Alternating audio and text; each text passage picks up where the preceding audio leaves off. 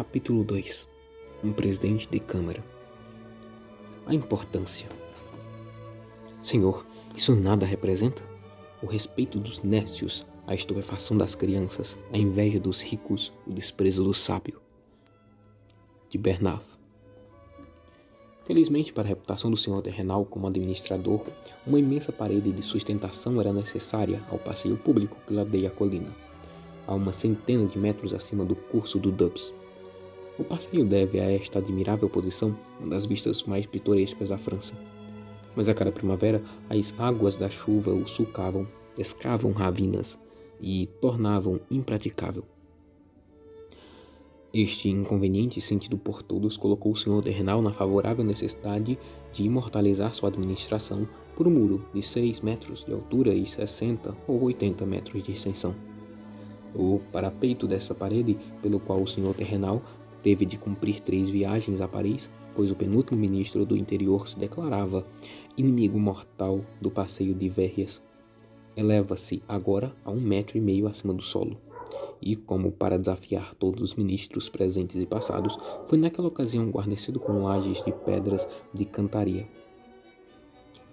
Quantas vezes, sonhando com os bailes de Paris, deixados à véspera, com o peito apoiado contra estes grandes blocos de pedra de um belo cinza puxando para o azul, meu olhar não mergulhou no vale do Doubs.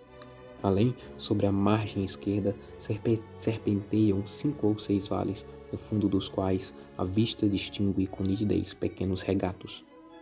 Após correrem de cascata em cascata, precipitam-se no Doubs. O sol é bastante quente nessas montanhas. Quando brilha a pino, o devaneio do viajante é protegido neste terraço por magníficos plântanos.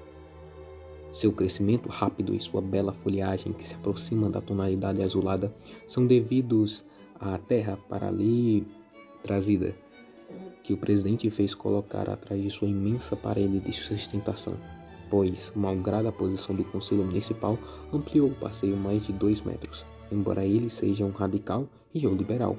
Louvo-o por isso. Razão pela qual, em sua opinião, e na do Sr. Valenod, o feliz diretor do asilo de mendigos de Verrières, este terraço pode ser comparado ao de Saint-Germain-en-Laye. Quanto a mim, só reclamo uma coisa da Alameda da Fidelidade. Este nome oficial é lido em 15 ou 20 locais, em placas de mármore que valeram uma condecoração a mais do senhor terrenal. O que reprovaria a Alameda da Fidelidade é a maneira bárbara como a autoridade faz cortar e aparar ao vivo aqueles vigorosos plântanos.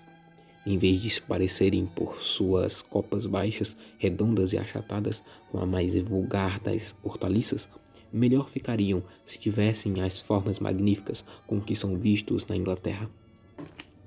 Mas é despótica a vontade do presidente e 2 vezes por ano todas as árvores pertencentes à comuna são impiedosamente amputadas. Os liberais do lugar afirmam, mas exageram, que a mão do jardineiro oficial se tornou mais severa, desde que o vigário Maslons habituou-se a apropriar-se dos produtos da tosquia. Este jovem eclesiástico foi enviado de Besançon há alguns anos para observar o padre Schelling e alguns curas das redondezas, um velho cirurgião mor do exército da Itália, retirado em Verrières e que, enquanto viveu, era ao mesmo tempo, conforme o presidente, jacobino e bonapartista. Ousou um dia queixar-se a ele da mutilação periódica destas belas árvores. Gosto da sombra, respondeu o senhor terrenal, com um tom conveniente quando se fala a um cirurgião, membro da Legião de Honra. Gosto da sombra. Faça cortar minhas árvores para que deem sombra, e não concebo que uma árvore seja feita com outra finalidade, quando, como a útil nogueira, não dá lucro. Eis a sábia expressão que tudo decide em Verrières: dar lucro. Sozinha, ela representa um pensamento habitual de mais de 3/4 dos habitantes. Dar lucro é a razão que decide tudo nessa cidadezinha que parecia tão encantadora. O estrangeiro que chega, seduzido pela beleza dos frescos vales profundos que a circundam, imagina de início que seus habitantes são sensíveis ao belo. Falam com frequência da beleza da sua região.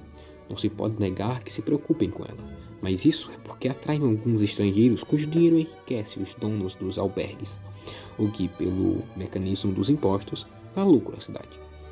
Num belo dia de outono, o senhor de Renal passeava da Alameda da Fidelidade, dando o braço à sua mulher. Escutando seu marido falar, possuído de um ar grave, o olhar da senhora de Renal seguia com inquietude os movimentos de 3 meninos. O mais velho, que podia ter 11 anos, aproximava-se com frequência do parapeito e mostrava desejo de aí subir. Uma doce voz pronunciava então o nome de Adolf, e a criança renunciava a seu ambicioso projeto. A senhora de Renal parecia uma mulher de 30 anos, mas ainda muito bonita. Ele bem que poderá se arrepender, esse elegante senhor de Paris, dizia o senhor de Renal com um ar ofendido e com a face ainda mais pálida que de costume. Não deixo de ter alguns amigos no palácio. Mas, embora eu lhes queira falar da província durante 200 páginas, farei com que o leitor sofra a extensão e as sapientes sutilezas de um diálogo de província. Este elegante senhor de Paris, tão odioso ao presidente da Câmara de Verrières, não passava do senhor Appert, que 2 dias antes encontrara o meio de se introduzir não só na prisão e no asilo de mendigos de Verrières, como também no hospital gratuitamente administrado pelo presidente e pelos principais proprietários do lugar. Mas, dizia timidamente a senhora de Renal, que mal pode causar este senhor de Paris, visto que você administra o bem dos pobres com a mais escrupulosa probidade? Ele vem apenas para exercer a censura e, em seguida, fará inserir artigos nos jornais do liberalismo. Mas você nunca os lê, meu amigo? Em troca, nos falam destes artigos os jacobinos. Tudo isso nos distrai e nos impede de praticar o bem. Da minha parte, nunca perdoarei o cura.